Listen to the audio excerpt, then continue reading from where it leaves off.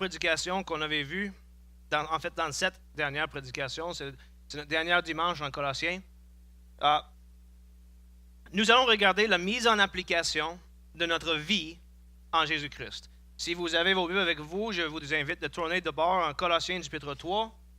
On va commencer avec le verset 12. Si vous n'avez pas vos Bibles avec vous, vous pouvez regarder le texte ici dans le bulletin. Et il y a quelques citations dans le bulletin, juste pour vous faire réfléchir un petit peu, si vous voulez.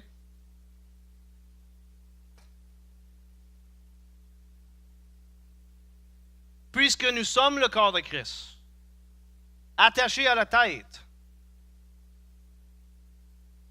attachés à Jésus-Christ, ayant notre vie en lui, ayant notre vie de lui, comment est-ce que cette réalité spirituelle devrait affecter de manière positive notre vie terrestre? La semaine passée, on a vu comment que ça affecte de manière négative. On a vu comment il faut faire mourir, rejeter nos anciennes manières de vivre.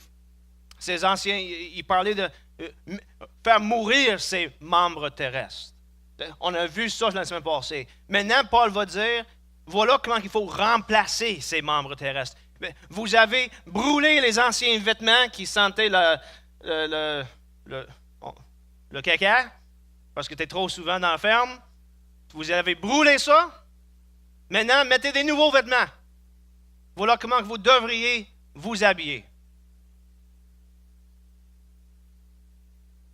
Avant qu'on saute dans le texte, il y a deux choses que je veux faire noter. Premièrement, à travers tout ce texte, la manière que parle Paul, c'est toujours dans l'action. Faites ceci. Soyez, supportez, revêtez-vous, instruisez-vous, etc. C'est vraiment dans c'est comme il est en train de dire, voilà qu'est-ce que vous devriez faire. Agissez de cette manière. On n'est pas des marionnettes. Dieu ne fait pas quelque chose comme genre, OK, cette personne, il vient de m'accepter comme Seigneur. Paf! Et voilà, il est exactement comme j'aimerais qu'il soit. Il ne fait pas ça, Dieu. Il ne fait pas non plus, bon, j'ai maintenant le marionnette, il est un peu dégueu, on va le nettoyer, on va l'habiller comme il faut, puis là, on va le faire bouger et puis agir comme il faut. Dieu ne fait pas ça. De l'autre côté, il nous dit, toi, habille-toi de cette manière, nettoyez-toi, agir de cette manière. De l'autre côté, il dit, tu ne peux pas le faire à moins que je t'aide. Un peu comme, mettons, un enfant de 2 ans. Je suis désolé, là. Tu ne peux pas juste mettre un enfant de 2 ans dans une bain et dire, lave-toi. Il va sortir aussi sale qu'il était, à moins que par accident, un peu de l'eau tombe sur lui, puis ça arrive que, bon, un peu de saleté s'en va, mais généralement, il sort aussi sale qu'il était si tu fais ça. Puis après ça, tu ne peux pas lui dire non plus, voilà tes vêtements, habille-toi. Il va s'habiller toute croche. Des pantalons sur la tête, le chandail sur les jambes, les bas sur les mains. Puis après ça, tu es obligé de tout la déshabiller pour pouvoir la réhabiller, pour la ramener à l'église. Et de la même manière, Dieu ne fait pas à nous autres, lave-toi. Dieu dit, viens ici qu'on te lave. Nous. Tu vas te laver, je vais t'aider. Tu vas t'habiller, je vais te montrer comment. Et deuxième chose que je veux faire remarquer, on ne parle pas ici non plus de remplacer la loi de Moïse. Paul, on vient de le voir, en Colossiens, on a vu qu'on n'est plus sous la loi de Moïse. La loi de Moïse n'a littéralement plus rien à faire. Paul n'est pas en train d'arriver pour dire, voilà, je te donne une nouvelle loi de Moïse. On s'en est débarrassé de l'ancien, je te donne un nouveau. Non, c'est pas ça qu'il est en train de faire. Au contraire, Paul est en train de faire comme ceci. Je ne te donne pas des lois, je te montre un caractère que je veux que tu développes. Je veux que tu deviens comme ça. Vous allez remarquer quand vous lisez les instructions morales du Nouveau Testament, c'est très peu précis comparé à la loi de Moïse. Loi de Moïse, tu ne mangeras pas certaines choses. Tu ne boiras pas le petit, c'est quoi le mot pour ça? Goat? Chèvre, merci, le bébé chèvre dans le lait de sa mère, quelque chose de même. C'est très précis. On t'indique comment tu vas cuisiner quelque chose et comment tu ne la cuisineras pas. Il dit en Lévitique, tu n'arronderas pas les barres de ta chevelure, tu ne raseras pas ta barbe. Des choses de même. C'est très précis, ça. Paul, par exemple, le Nouveau Testament, quand on arrive pour parler des morales, c'est vraiment peu précis. Soyez hospitaliers. OK? Bon. Comment? Je ne te le dis pas. Soyez hospitaliers. Figure it out. C'est vraiment ça. Découvre comment le faire. Devenir une personne qui a un caractère généreux. Devenir une personne qui est en caractère hospitalier. Une personne qui a ce caractère, quand il arrive dans une situation où il devrait être hospitalier, ou il sait comment le faire. Il n'y a pas besoin d'aller consulter un petit livre. Tu sais, il existait dans les années 1950 et 40, il existait des journaux. Ça se peut que ça existe encore. C'est pas le type de journaux que je lis, là. Mais c'était surtout pour des femmes, je pense, dans le temps. Peut-être que c'est pour les hommes aussi maintenant, mais c'était comment être hospitalier. Puis ça donnait des instructions aux femmes, comment recevoir des gens, comment être une bonne femme, etc. Fait que là, la femme ne savait pas quoi faire. Donc, bon, on va consulter ma petite livre. OK, bon, telle personne arrive, tel type de personne, c'est tel type de soirée. Bon, je vais sortir ces choses. Paul ne dit pas ça. Il dit, développe le type de caractère qui est hospitalier. Ce type de caractère va savoir comment le faire quand il arrive dans la circonstance.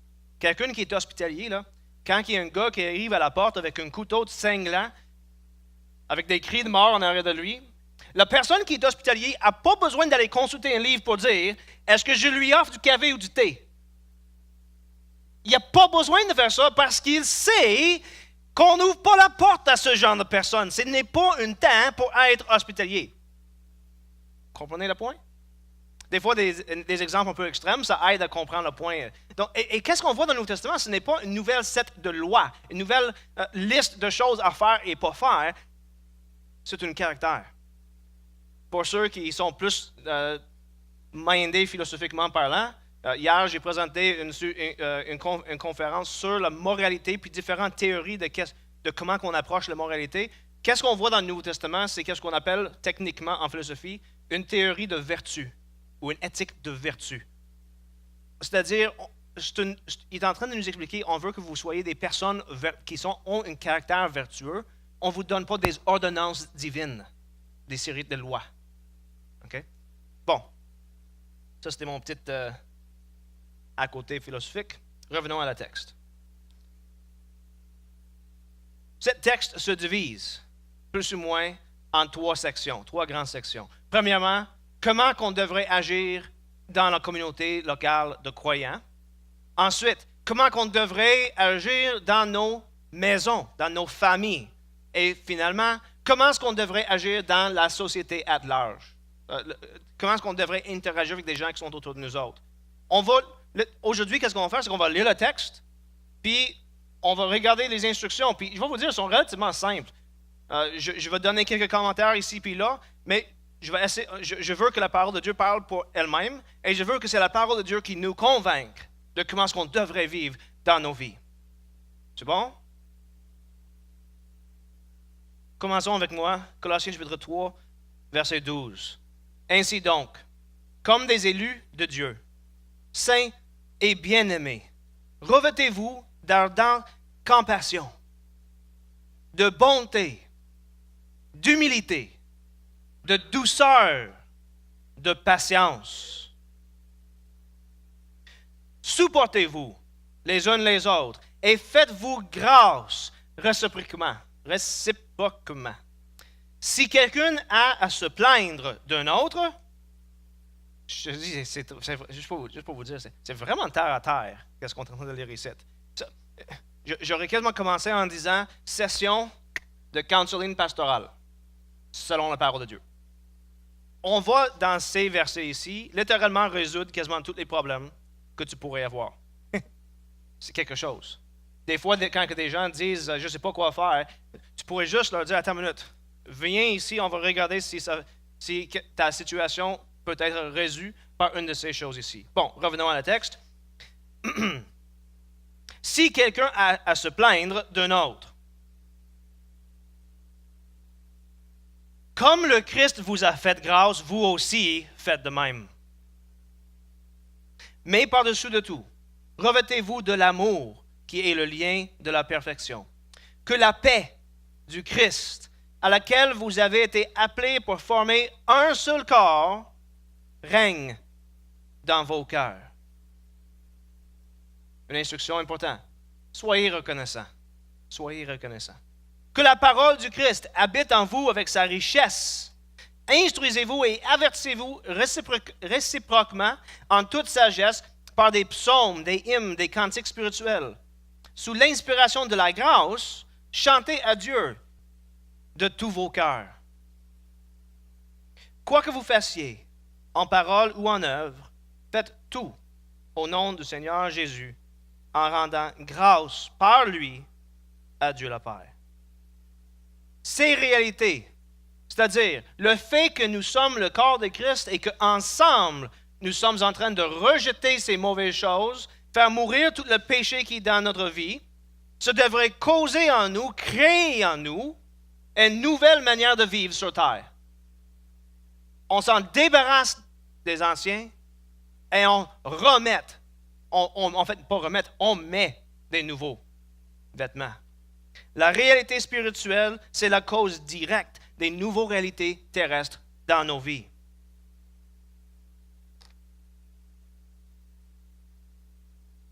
Puisque nous sommes, dit Paul, verset 12, puisque nous sommes des élus de Dieu, saints et bien-aimés, revêtez-vous. D'une certaine sens, Paul parle ici de enlever les anciens vêtements puis de remettre de nouveaux vêtements. En fait, il va décrire ici quels sont les vêtements du corps de Christ. Vous voyez ça? Nous sommes le corps de Christ. Et dit Paul, un corps est habillé. Habillez-vous donc avec ces choses. On a rejeté les membres terrestres. Ce ne sont pas des bons vêtements. Ils puent, sont dégueulasses, brûlés. Habillez-vous maintenant de cette manière.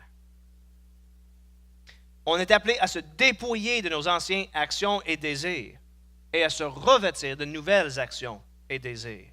On est mort au péché, nous sommes vivants à la justice. Et, notez-le bien, dans tous ces versets qu'on vient de lire, Paul ne dit pas « tu devrais »,« toi ».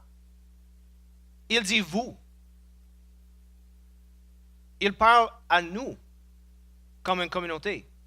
Il ne dit pas que chacun chez lui, chacun pour soi chez lui, que chacun dans sa vie personnelle, individuelle, séparé des autres. Il ne dit pas ça. Il dit « vous ». Ça implique qu'on fait ça ensemble. Ce n'est pas quelque chose, en fait, quand on lit ce texte, il n'y a rien ici que tu peux faire toute seule. Donnez quelques exemples. Il dit « soyez patient ». Je m'excuse, là, mais si tu vis toute seule, puis tu n'es pas en communauté, puis tu n'as pas des enfants ou un mari ou une femme, désolé, tu ne peux pas être patient. Pourquoi? Parce que être patient sous-entendre qu'il y a des choses dans ta vie qui testent ton caractère. Tu ne comprends pas qu'est-ce que c'est être patient jusqu'à temps que tu as des enfants énervés une journée de pluie. Puis tu veux les envoyer dehors, mais ils vont être malades si tu les envoies dehors. Puis tu veux pas qu'ils regardent la télévision. Mais s'ils ne sont pas dehors, ils courent dans la maison, et s'ils ne regardent pas la télévision, ils courent dans la maison, et là, tout d'un coup, tu apprends qu'est-ce que c'est être patient.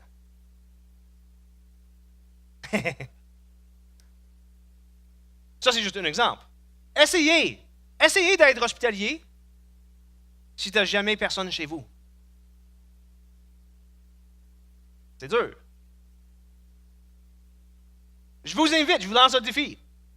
Ayez ou développez une compassion ardente qui sort du cœur sans personne dans ta vie. Impossible. Tu ne peux pas avoir compassion de toi-même. La compassion, c'est quelque chose que tu as pour quelqu'un d'autre. La bonté, faire des bonnes choses, être gentil. Littéralement, c'est ça que le mot veut dire, être gentil. Je suis désolé, là. Tu ne peux pas être gentil à toi-même. La gentillesse, c'est quelque chose que tu montres à quelqu'un d'autre. L'humilité. Toutes les personnes, quand elles sont toutes seules et qui n'ont personne autour d'eux autres, sont humbles. N'est-ce pas? Pas du tout. On ne sait pas qu'est-ce que c'est être humble jusqu'à temps qu'on est confronté avec d'autres personnes. Puis qu'on est obligé d'être en relation avec eux autres. Qu'on se fait critiquer. Tu ne sais pas qu'est-ce que c'est être humble jusqu'à temps que quelqu'un te dit que tu n'as pas fait quelque chose comme il faut. Qu'eux, ils pourraient le faire meilleur que toi. Là, tu vas apprendre qu'est-ce que c'est être humble. La douceur. Ce n'est pas écrit juste à des hommes, cela, juste pour dire. Quoique toutes les femmes, quand ils voient ce mot-là, ils sont toutes dans leur tête. Oui, les hommes ont besoin d'être doux. Ça ne parle pas de la barbe. Quoique la barbe rendue à une certaine longueur, c'est doux, juste pour vous dire. Donc, si vous voulez que vos hommes soient doux, encouragez-les à pousser une barbe d'une certaine longueur. Non, les femmes qui disent non, je préfère la peau doux. Bon, la douceur. On parle de la personne qui n'est pas un tapis, mais qui fait tout avec la tendresse. Chacun de ces mots se fait en rapport avec d'autres personnes. Chacun de ces aspects de ton caractère se font en rapport avec d'autres personnes.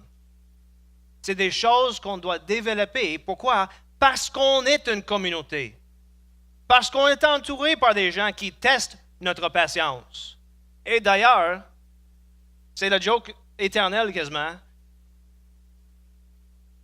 Priez pour la patience. Dieu va faire quoi? Il va nous donner une opportunité d'avoir la patience. C'est exactement. Donc, la plupart des gens ne prient pas pour la patience parce qu'ils savent déjà à quoi s'attendre. Qu'est-ce que ça veut dire être patient? Ça veut dire être tolérant dans un certain sens, d'être capable de dire, OK, quelque chose m'agace. OK, ça m'agace encore. Puis ça commence à bouillir.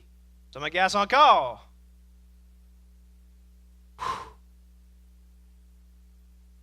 Puis on se calme. Ça, la patience. Puis souvent, je dis ça en drôle, en riant, en rapport avec les enfants, mais honnêtement, des fois, c'est dur d'être patient entre nous, les adultes. Hein? Quand que nous, on aimerait que quelque chose se passe, que quelqu'un le fait d'une certaine manière, que quelqu'un agit d'une certaine manière, que quelqu'un apprend. Des maris, des femmes, tu veux que ton mari ou ton épouse, tu veux qu'il apprenne ou elle apprenne quelque chose, qu'elle soit changée. Tu sais, le gars, là, il laisse toujours ses bobettes traîner à terre, puis la femme dit, à tous les coups, ramasse tes bobettes. C'est parce que le panier est là, puis tes bobettes sont là. Puis 20 ans plus tard, Marie, je sais que je t'aime avec tout mon cœur. C'est là le panier! C'est la patience, ça. C'est la patience que de reconnaître que des fois, nous, les êtres humains, on est vraiment lents à apprendre. Et donc, on fait patience. On laisse ces défauts-là avec la prière que ça va changer, mais sachant que nous aussi, nous avons nos propres défauts, qui probablement sont agressants. Ensuite, il parle de supporter les uns les autres et faire grâce réciproquement. Ces versets qui suivent sont tous en rapport avec cette même instruction. Supporter les uns les autres et faire grâce réciproquement. Si quelqu'un a à se plaindre d'un autre, comme le Christ vous a fait grâce, vous aussi faites de même. Mais par-dessous tout, revêtez-vous de l'amour qui est le lien de la perfection. Que la paix du Christ à laquelle vous avez été appelés pour former un seul corps règne dans vos cœurs. C'est tout en rapport avec la même chose. Mais c'est tout en rapport avec le fait qu'on vit en communauté. Encore, c'est un exemple de comment que tu ne peux pas vraiment être un chrétien qui grandit dans le Seigneur si tu n'es pas dans une église locale, ou du moins dans une communauté locale de croyants. Parce que tu ne peux pas faire ça. Tu ne peux pas obéir au Seigneur quand il donne l'instruction de vous supporter les uns les autres et de faire grâce aux autres. À moins que tu es dans une communauté de chrétiens, et notez-le bien, où est-ce qu'on est tous imparfaits, où est-ce que nous avons tous nos lacunes, où est-ce qu'on est tous fatigants sur une chose ou une autre, où est-ce qu'il y a des conflits. C'est pour ça que j'ai dit, voilà, un dimanche, que quand que tu viens à l'église, une des choses que tu es en train de dire, c'est « Je ne suis pas parfaite. J'ai besoin de Dieu. » Et quand que tu viens à l'église avec cette attitude, puis que tu vois d'autres personnes qui sont imparfaites, ben, tout d'un coup, supportez-vous les uns les autres, puis faire grâce réciproquement, c'est pas mal plus facile.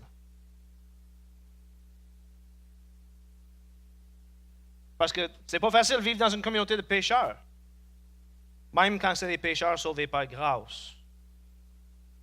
Mais nous sommes appelés à littéralement mourir à nous-mêmes pour accepter les autres. Nous sommes appelés à pardonner les autres. Je veux dire rapidement un mot sur le pardon. Le pardon implique, premièrement, l'affirmation, le jugement qu'il y a eu une action injuste qui a été faite envers toi. Est-ce que vous comprenez ce point-là? C'est impossible de pardonner un autre sans que tu aies reconnu que cette personne a fait quelque chose de pas correct envers toi. Parce que le fait de pardonner, c'est de dire, littéralement, tu m'as offensé, mais je ne poursuis pas la justice contre toi. Je ne te tiens pas en compte pour qu'est-ce que tu as fait. Mais la première partie de pardon, c'est de dire, tu m'as offensé. Qu'est-ce que tu as fait n'était pas correct. C'est ça le pardon. Le pardon, c'est, t'es pas correct, mais je ne poursuis pas la justice. Le pardon, donner pardon, n'implique pas, par exemple, que le pardon va être reçu. Quand que tu dis à l'autre personne, tu m'as offensé, c'était pas correct, mais je ne poursuis pas la justice à ton égard, ça ne veut pas dire que la personne qui t'a offensé va dire, je suis désolé, je reconnais le tort que j'ai fait. Et je te demande pardon. Je te demande de ne pas me poursuivre en justice, poursuivre la justice contre moi. Donc, le fait que moi, je donne le pardon ne veut pas dire que l'autre le reçoit, ni même qu'il le reconnaît qu'il a fait une tort. Le pardon, c'est quelque chose entièrement de mon côté. C'est que moi, je dis, je ne poursuis pas la justice. L'autre chose, le pardon n'implique pas que la relation entre les deux parties va être nécessairement rétablie. Parce que le pardon n'implique pas que la blessure créée par l'action est guérie. Ça n'implique pas qu'on oublie qu'est-ce que c'était fait. Comprenez ce point-là? Parfois, quand on donne le pardon, on a laissé tomber la blessure qui a été créée. On ne poursuit plus la justice, mais la blessure est encore là. Et donc, la relation ne peut pas être rétablie. Le pardon n'implique pas que la relation est rétablie. Le pardon n'est rien d'autre que de reconnaître qu'on t'a fait subir une injustice, mais que toi, tu lâches prise. C'est comme ça que nous, on devrait être dans notre communauté. Dans l'Église locale, c'est ça l'attitude qu'on devrait avoir envers les autres. Tu m'as blessé? Je te pardonne même si tu ne le reconnais pas. Je te laisse aller. Je ne poursuis pas. Je te fais grâce, comme Christ nous a fait grâce. C'est quoi que Christ a fait? Puisque lorsqu'on était nous autres, les ennemis de Dieu, on haïssait Dieu. On s'attaquait à son image en nous, en péchant contre nous-mêmes, contre lui et contre d'autres personnes. On s'attaquait à Dieu. Et Dieu a fait quoi? Je viens, Jésus le Fils, Dieu dit, je m'en vais mourir pour eux autres pour qu'ils peuvent être pardonnés. Pour que la justice qui leur est due soit enlevée et qu'ils soient amenés au ciel. C'est ça qu'on est obligé, on est demandé de faire nous-mêmes. On est demandé de faire comme Jésus-Christ et de dire, je tue moi-même pour toi. Je suis blessé, je sacrifie moi-même pour toi. Je te fais grâce. Ensuite, Paul dit 2 mots. Soyez reconnaissants. Soyez reconnaissants. 2 mots qui sont tellement difficiles à mettre en application. Tellement difficile. C'est bien plus facile d'être chialeux. Parce que c'est bien plus facile de regarder ce que nous n'avons pas, au lieu de reconnaître qu'est-ce qu'on a, qu'on ne devrait pas avoir, tel que la vie. Ça, c'est juste pour le départ. Dieu n'était pas obligé de nous donner la vie. Dieu aurait pu juste scraper le projet de la planète Terre direct au départ. Il n'était même pas obligé, mettons qu'il disait, bon, je vais continuer le projet. Il n'était même pas obligé de nous, chacun de nous ici, là, donner naissance. Il n'était pas obligé de nous donner vie. Il aurait pu juste dire, ben garde, je vois qu'est-ce que David va venir, puis j'en ai pas besoin de ça. Donc, lui, il n'arrivera pas. Il va y avoir quelque chose qui se passe pour que lui n'existe pas. Il aurait pu faire ça. Dieu est assez puissant pour faire ça. Pourtant, je suis là, tu es là. Juste ce fait est une grâce énorme. On n'a même pas commencé à parler de l'Évangile. On n'a même pas commencé à parler de l'emploi que tu as pour mettre la nourriture sur votre table. On n'a même pas parlé du fait que Dieu pourvoit pour toi. Tu sais, des fois, nous, on regarde la vie puis on est bien fiers parce que nous, on travaille fort pour en avoir. Qu'est-ce qu'on a? Toutes ces belles babelles qu'on a, les possibilités d'aller sur des voyages, d'avoir des choses plaisantes. Puis, on oublie de reconnaître que rien de ça n'est possible, à moins que c'est Dieu qui nous la donne. C'est Dieu qui nous donne ça. C'est lui la source de toute bonté dans notre vie. C'est lui la source de notre croissance. Et donc, tu sais, quand on arrive à des circonstances où il faut apprendre la patience, pour persévérer parce que c'est difficile, il faut encore être reconnaissant. Parce que Dieu est en train de nous faire croître. Il est en train de nous former pour qu'on soit qu'est-ce qu'il veut qu'on soit. Ce qu'on est supposé d'être. Et oui, ça va être difficile. Imagine si la sculpture, vous connaissez toute la sculpture de David, ou la sculpture du penseur.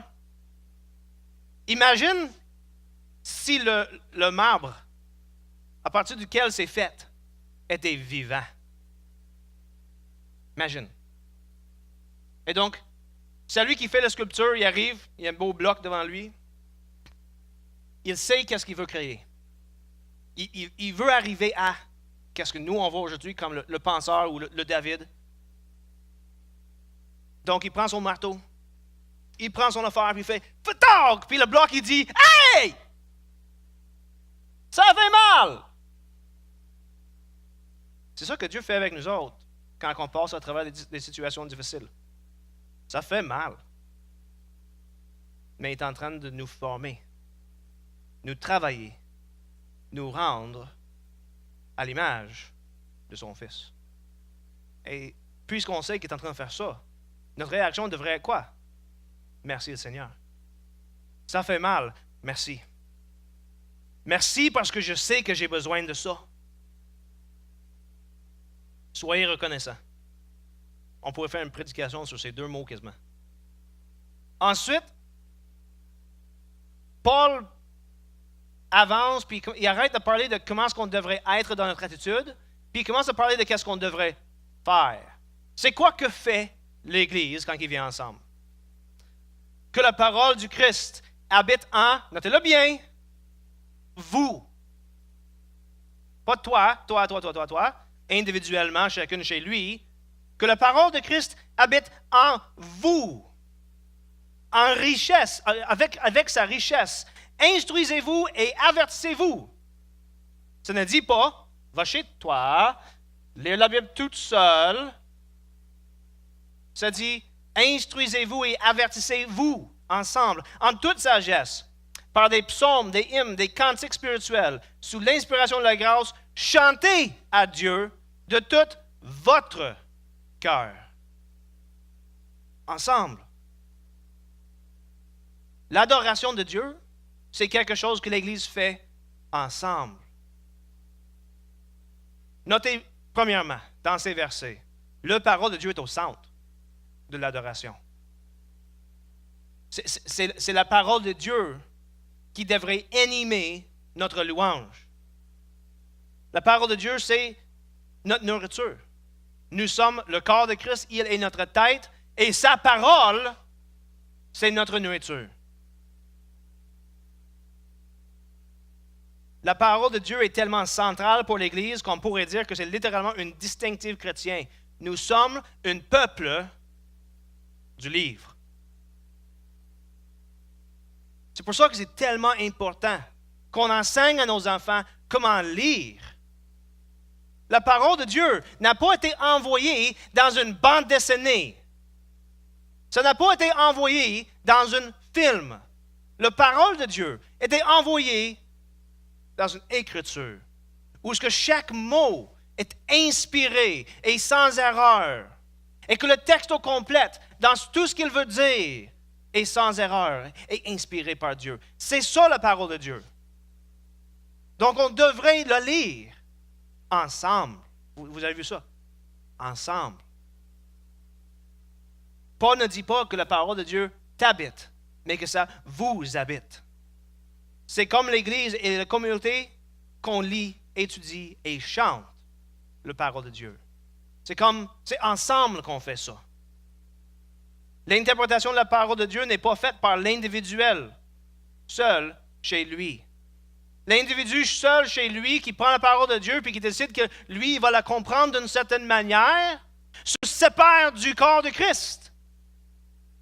La parole de Dieu est lue et interprétée et enseignée et chantée dans la communauté, ensemble.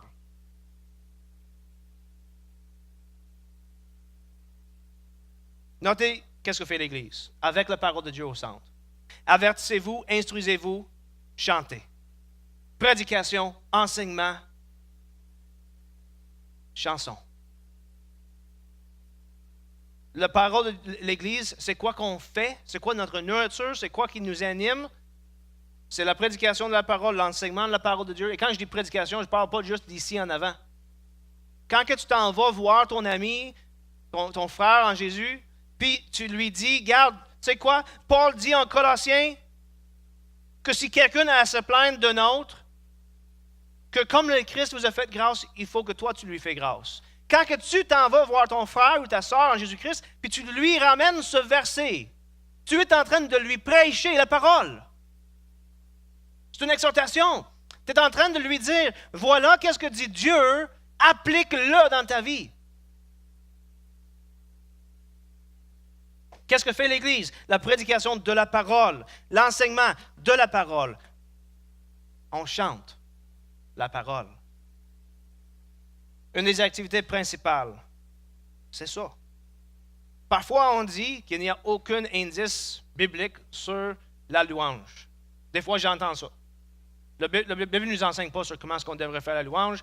On est libre de faire qu'est-ce qu'on veut dans la louange. Désolé. C'est pas mal clair, ici, qu'il y a une instruction sur la louange. Mais notez-le bien.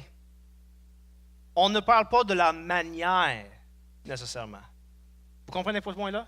On ne parle pas du conteneur. On parle des contenus. C'est quoi le contenu? C'est la parole de Dieu, c'est la Bible. Tout ce qu'on chante, toute notre adoration doit être inspirée d'une bonne interprétation de la parole de Dieu, doit être informée, doit venir de la parole de Dieu.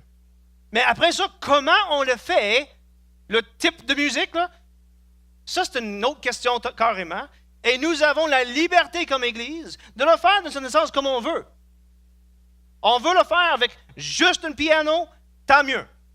Tu veux le faire avec juste une guitare, tant mieux, c'est correct. Tu veux le faire avec des drums, avec une orchestre au complète, tant mieux, c'est correct, tant que la parole de Dieu est au centre. Donc, quand on chante, puis on chante une chanson, puis j'en ai vu, moi, à travers toute ma jeunesse, on avait des chansons qui étaient entraînantes dans la louange. La manière que la musique était, tu avais l'impression, tu n'aurais même pas pu voir les... Oublie les mots. La musique elle-même, tu sentais une connexion. C'était comme, je suis branché. Oh. Puis après ça, tu commences à lire les paroles, puis tu es comme, ben voyons, non.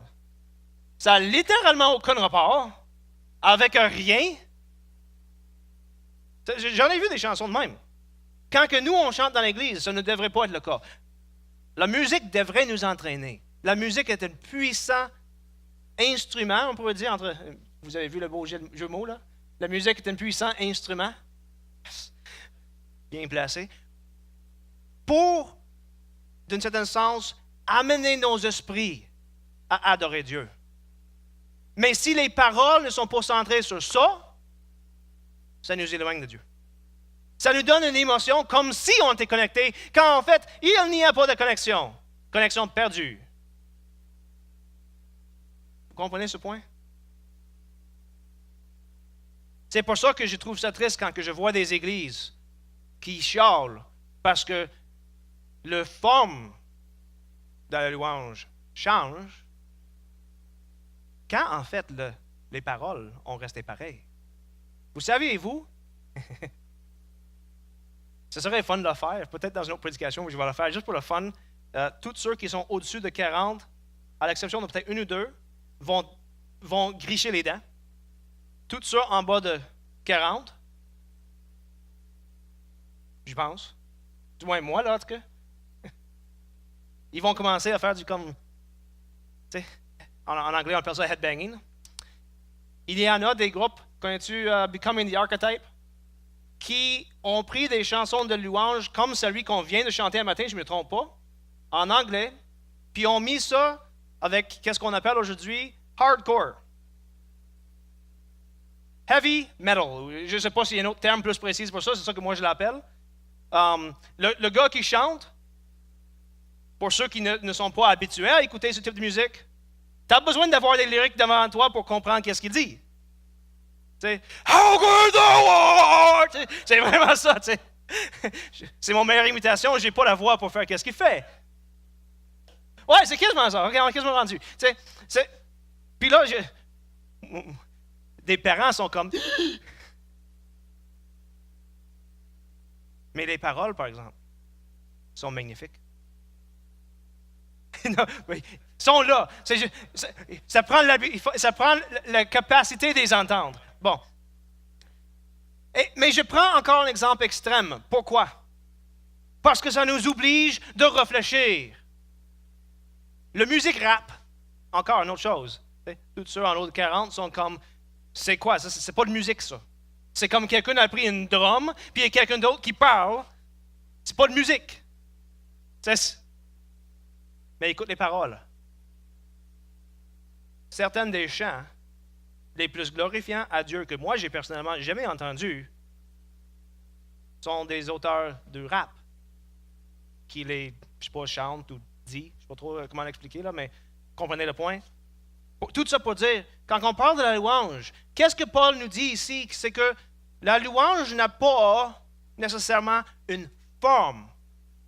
La louange, c'est le contenu.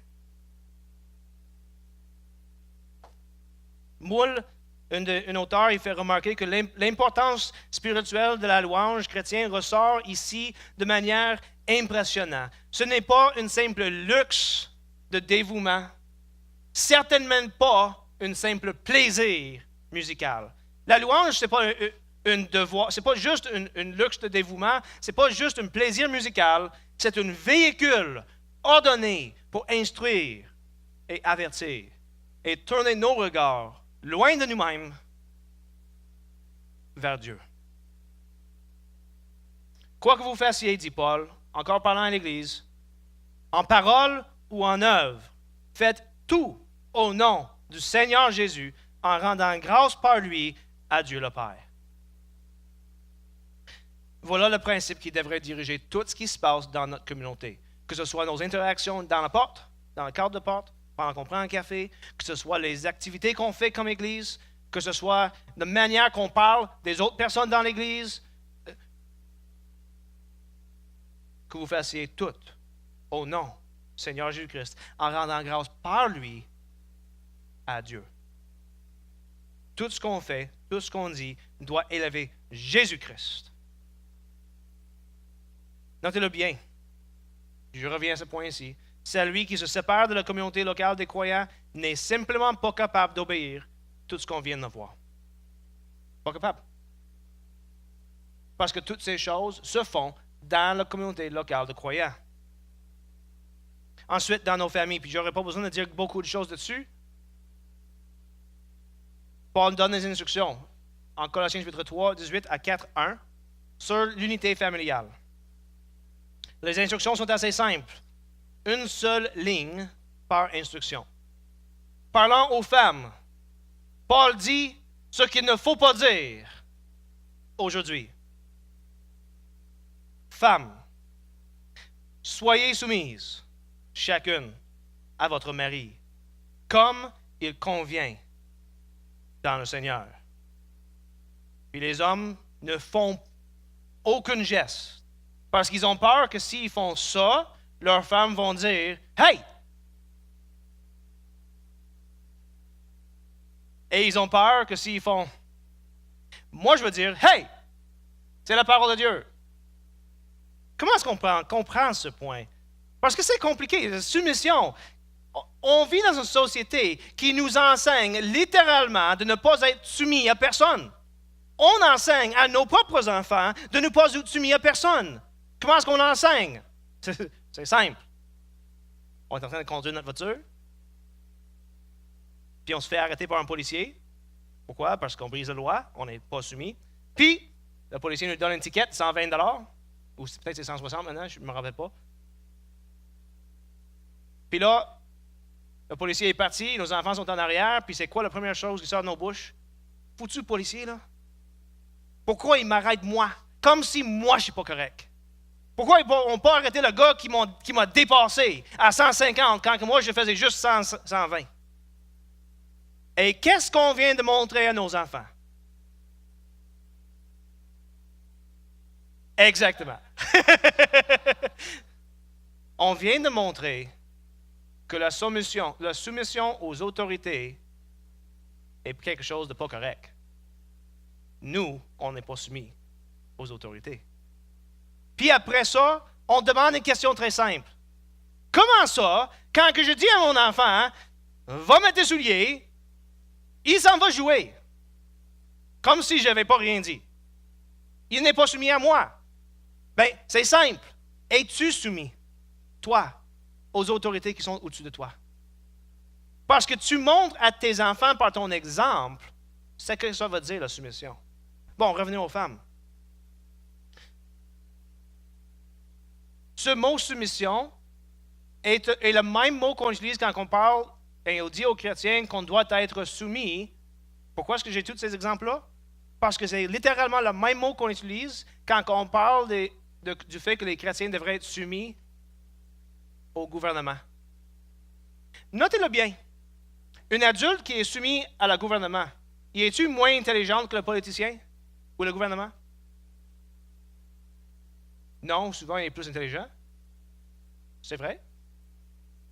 Quand la personne est soumise à le gouvernement, est-ce qu'il est moins bon?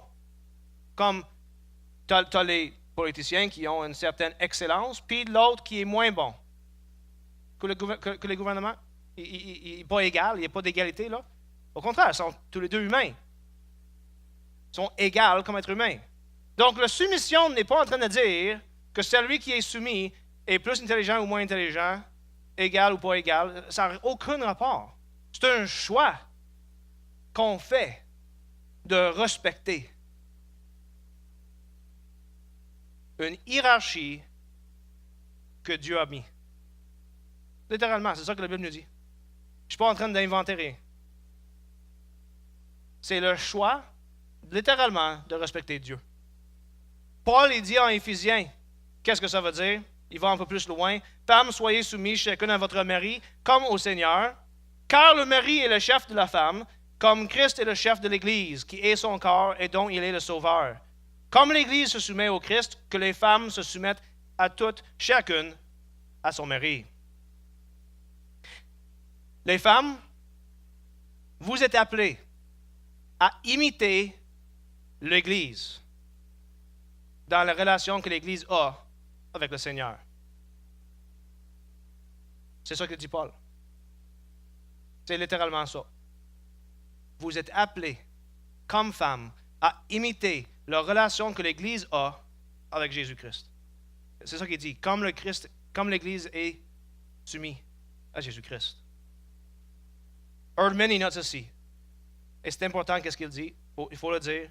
Dans une telle soumission, il n'y a rien d'humiliant ou de dégradant. Ce n'est pas incompatible avec l'égalité intellectuelle, morale et spirituelle. Il continue en disant, cette soumission n'est pas non plus illimitée. Évidemment, une femme ne doit pas se soumettre quand l'obéissance exige une action qui est contraire à la conscience ou une conduite contraire à la volonté exprimée de Dieu. On ne parle pas d'une soumission automatique, mais une soumission, un respect choisi. Mais là, cette instruction ne vient pas toute seule, parce qu'il y a une instruction immédiatement après pour les hommes. Paul dit aux hommes, aimez chacune votre femme et ne vous agrissez pas contre elle. C'est très simple. Je dis c'est très simple parce que c'est une ligne, c'est pas énorme là, comme ligne. Là. L'application de ça, par exemple, c'est autre chose. Comment est-ce qu'on aime nos femmes comme il faut? Qu'est-ce que ça implique? Éphésiens 5. Marie, aimez chacune votre femme, notez-le bien. Comme le Christ a aimé l'Église et s'est livré lui-même pour elle, afin de le sanctifier, après l'avoir purifié par l'eau et la parole, pour faire paraître devant lui cette Église glorieuse, sans tache, ni ride, ni rien de semblable. Et là, toutes les femmes sont comme, si mon mari pourrait m'aimer de cette manière-là, je serais belle toute ma vie. Sans tache, ni ride, ni rien de semblable. Mais saint et sans défaut. C'est pas ça, évidemment, il parle de la réalité spirituelle, pas de le corps physique. Celui qui aime sa femme s'aime lui-même. Jamais personne, en effet, n'a haï sa propre chair, mais il la nourrit et en prend soin, comme le Christ le fait pour l'Église. L'amour de l'homme pour sa femme devrait être un amour sacrificiel, comme l'amour de Jésus pour son Église. C'est quoi que Jésus a fait? Jésus a pris sur lui la nature humaine. Étant Dieu, Jésus a descendu, il est devenu un homme, il est devenu un simple homme, il n'est pas venu comme roi, il est né dans une crèche, dans une caverne. Ça, c'est l'humiliation.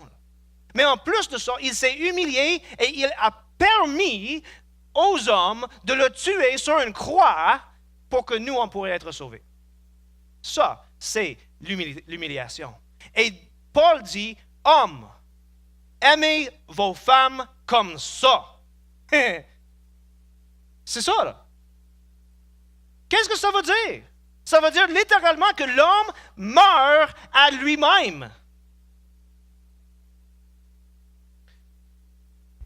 En mettant ses besoins, les besoins spirituels et physiques de sa femme, devant ses propres désirs et besoins physiques. Est-ce que vous comprenez ce point-là? Je parle aux hommes. Les femmes, ce n'est pas votre tâche de s'assurer que ton mari agit de cette manière. C'est la tâche de nous, les hommes, de s'assurer que nous, les hommes, agissent de cette manière envers nos femmes. C'est les hommes qui devraient se garder redevables, chacune, pour dire, toi, tu traites-tu ta femme comme Jésus-Christ traite son Église? Meurs-tu à vos désirs physiques, à vos désirs pour la vie en général, pour le bien physique et spirituel de ta femme? Je veux pousser ça un petit peu plus loin. Parce qu'on dit que l'homme est le dirigeant de la famille. Et c'est quoi que Jésus avait dit pour les dirigeants? Si tu veux être celui qui est le leader, lave les pieds des autres. Et c'est quoi que Jésus a fait? Jésus, le Maître, Dieu incarné, s'est penché, il a pris des serviettes, il a pris de l'eau et il a lavé les pieds de ses disciples, des simples hommes que lui y avait créés. Pendant qu'il marchait avec eux autres, Jésus-Christ les donne l'existence et il se penche puis il lave leurs pieds. Et Paul nous dit, hommes, aimez vos femmes comme ça. Tu veux vraiment aimer ta femme? L'homme qui aime vraiment sa femme sert. Il dirige par le service. Erdman dit ceci, si ce n'est pas strictement l'imitation de l'autorité, l'amour parfait transforme et contrôle l'exercice de l'autorité. Cela rend la tyrannie et la méchanceté, l'égoïsme et la cruauté absolument impossibles. Elle supprime de la soumission attendue d'une femme tout ce qui est désagréable et difficile. En effet, un tel amour met une mari dans une position de soumission réelle. Car il est contraint, l'homme est contraint par l'amour d'obéir à toutes les demandes que la femme peut faire pour le soutien, la sympathie, la protection, le bonheur. L'amour est désintéressé, patient, dévoué, infaillible.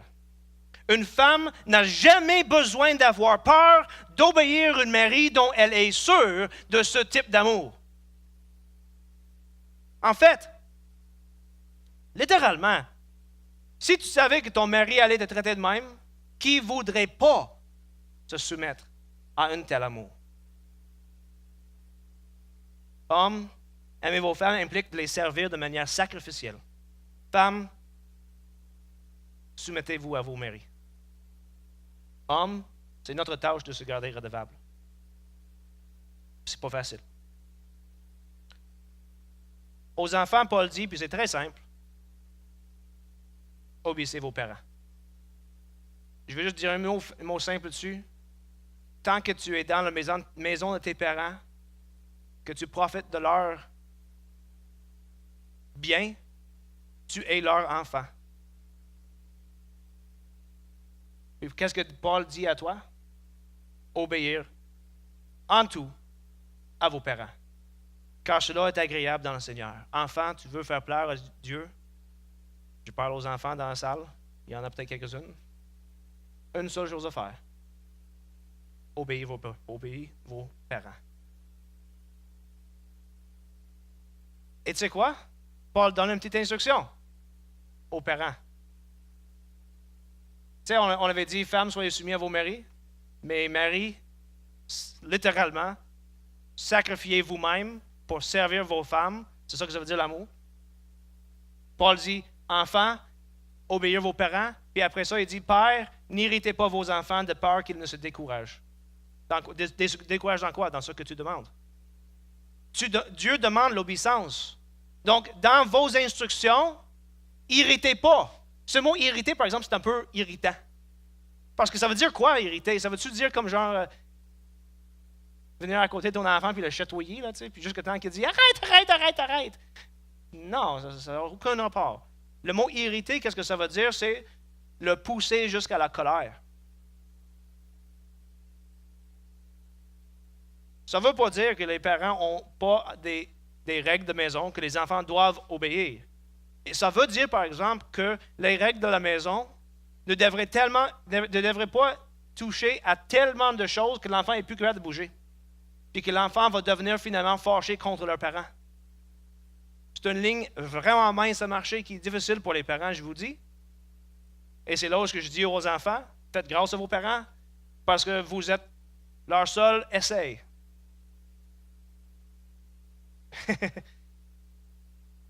À moins qu'ils ont des grandes familles, dans quel sens, si tu es le 4e ou 5e ou 6e, ils ont un peu peut-être une meilleure idée de quoi faire, mais c'est pas facile. Tes parents une seule fois dans la vie. Puis aux parents, qu'est-ce que Dieu dit, c'est faire attention. Le but de l'éducation de l'enfant, c'est qu'il devienne des disciples de Jésus-Christ. On ne veut pas les repousser du Seigneur par la manière qu'on les élève. Quelques mots pour les maîtres et les serviteurs. Paul dit aux serviteurs, obéissez en tout à vos maîtres selon la chair, et cela non seulement sous leurs yeux, comme si vous cherchiez à plaire aux hommes, mais avec simplicité de cœur, dans la crainte du Seigneur. Et ici, qu'est-ce qu'on va voir ici? C'est vraiment le point important. Tout ce que vous faites, faites-le de toute votre âme, comme pour le Seigneur, et non pour les hommes, sachant que vous recevrez du Seigneur l'héritage en récompense. Et une phrase, servez Christ le Seigneur. Car celui qui agit injustement récoltera selon l'injustice. Et il n'y a pas de considération de personne. Dans le temps de Paul, les servants faisaient partie de la maison. De nos jours, c'est qui les servants? C'est les employés. Dans le temps de Paul, c'était les servants. Ben, ton maître, il te donnait une place à vivre, des vêtements à porter, puis des nourritures à manger. Il prenait soin de tes besoins, puis toi, tu faisais ses travaux. Aujourd'hui, vous faites les travaux que ton employeur te demande et il te donne l'argent pour que tu t'habilles comme tu veux, que tu trouves la maison que tu veux habiter et que tu te nourris. Le principe est semblable, il y a quelques nuances, mais c'est quand même les principes sont quand même là. Donc, ces paroles ici sont littéralement pour tous ceux qui sont employés par quelqu'un d'autre. Qu'est-ce que dit Paul? Premièrement, je veux vraiment détruire une mythe qu'on a dans nos églises. Le mythe, c'est une distinction entre le sacré et le séculier. Comme si être pasteur était meilleur que d'être mécanique, professeur d'école, charpentier, peintre. Non, ça n'existe pas. Paul dit, tout ce que tu fais, fais-le pour le Seigneur. Littéralement, ton job que tu fais, 40 heures par semaine, tu le fais pour Jésus. C'est ton ministère. C'est ton service à Dieu. C'est littéralement ça. Tu veux servir le Seigneur? Soyez un bon employé. C'est ça que dit Paul. On détruit cette notion de sacré séculier. Tout est maintenant sacré. C'est ça que dit Paul. Dieu est en train de dire, toute ta vie est sacrée. Tu es le servante de Jésus-Christ. Point. Que tu sois employé par l'Église, comme moi par exemple, ou Mathieu Gauthier, ou que tu sois en train de réparer des voitures, travailler comme charpentier, travailler comme boucher, peu importe qu'est-ce que tu fais, tu sers le Seigneur. C'est lui ton boss. C'est lui ton maître. Tout est sacré maintenant. Premier point. Mais cela, quand on détruit cette notion de sacré et séculier, ça a des implications pour qu'est-ce qu'on fait, par exemple. J'espère que vous le voyez. Ça a des implications pour quel type d'emploi qu'on fait et comment on le fait. Rapidement. Si tu travailles, peu importe ce que tu travailles, peu importe ton emploi, Jésus, premièrement, est ton maître. C'est lui qui te sert en premier. Il faut donc travailler comme si, littéralement, ton contremaître ou ton boss, c'est Jésus-Christ. Parce que si tu es chrétien, c'est lui ton boss. Deuxièmement, puisque tout ce qu'on fait, c'est pour le Seigneur, toutes ces distinctions sont détruites. Si tu travailles pour lui. Troisièmement, puisque Jésus est notre Seigneur et que tout ce qu'on fait est premièrement pour lui, alors il y a certains types de travail qu'on ne peut pas faire. Point. Quelques exemples. On ne peut pas travailler pour un gain malhonnête. Le noir, ça ne marche pas, je suis désolé. Tu ne travailles pas pour l'argent, tu travailles pour Jésus-Christ. Et donc le noir n'est pas quelque chose que tu peux faire. On ne peut pas travailler pour non plus, ni être propriétaire d'une industrie qui a comme but principal de faire la promotion de péché. Comme quoi? Ben, un bar, un casino et toute industrie semblable. Tu ne peux pas travailler pour ça. Pourquoi? Parce qu'en travaillant pour ce type d'industrie, tu es en train de faire la promotion du péché. Mais attends, c'est qui ton boss? Jésus. Fait que, penses-tu que Jésus est le propriétaire d'une bar? Pensez-y comme ça, là. Je m'en vais travailler dans une bar. Jésus est mon boss. Il n'y a pas un disconnect là quelque part? Comme genre, attends une minute. Jésus, je sers mon Seigneur en encourageant des gens à se saouler, à chercher la sexualité avec d'autres personnes qui sont dans le bar. Je sers le Seigneur en encourageant des gens à dépenser leur argent avec l'espérance d'avoir l'argent gratuit. Attends une minute. Ça ne marche pas, ça. On ne peut pas, si Jésus est notre maître, être propriétaire ni travailler pour une telle industrie, un tel magasin, un tel restaurant, une telle chose. Ça ne marche pas. Puisque Jésus est notre Seigneur et que tout ce qu'on fait est premièrement pour lui, alors on devrait être littéralement les meilleurs employés dans le job où on travaille.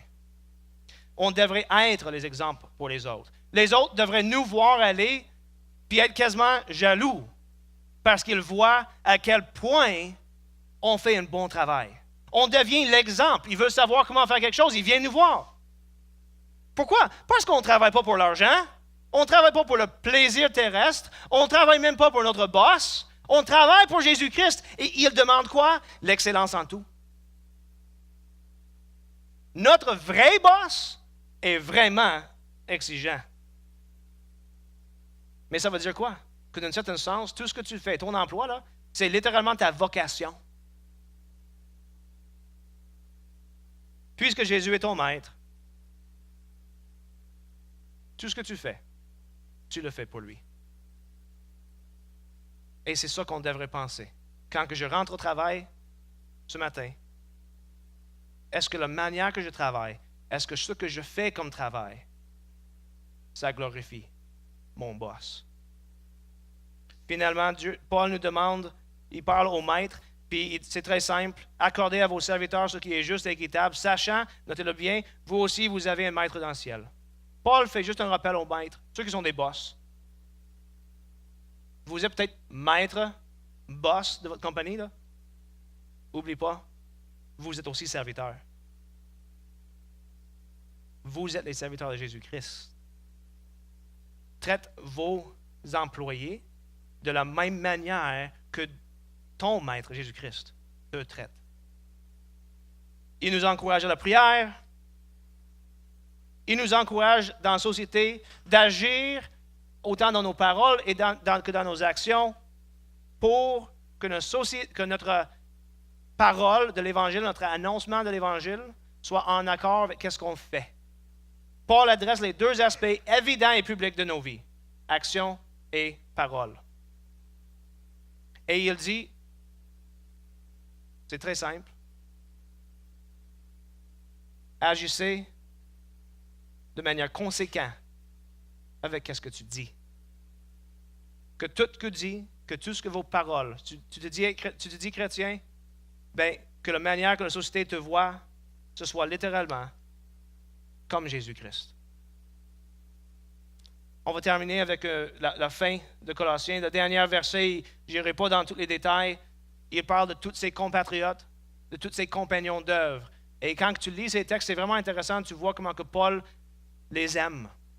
Il s'entoure d'une équipe d'hommes saints.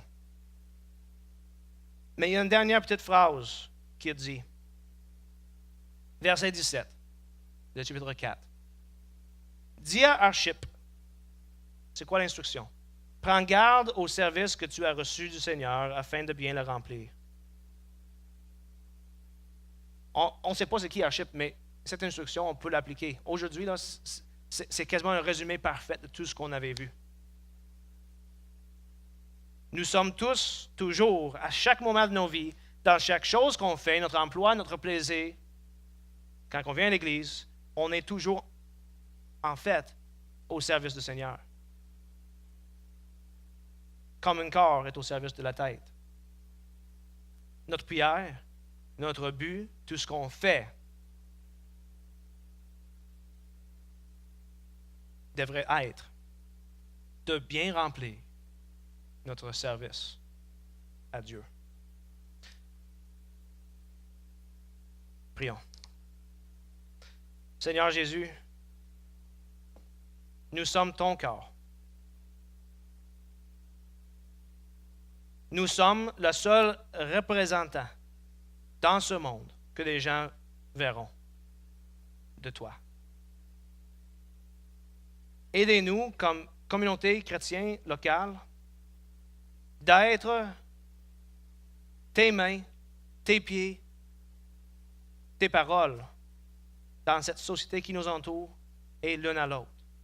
Aidez-nous de poursuivre l'unité par ton esprit, dans ta parole, ensemble, par le pardon, par la patience, par la bonté les uns envers les autres. Aidez-nous d'être un vrai témoignage de qui tu es à ceux qui n'ont jamais entendu parler de toi. Que quand ils voient l'Église ici locale, ils voient toi. Amen.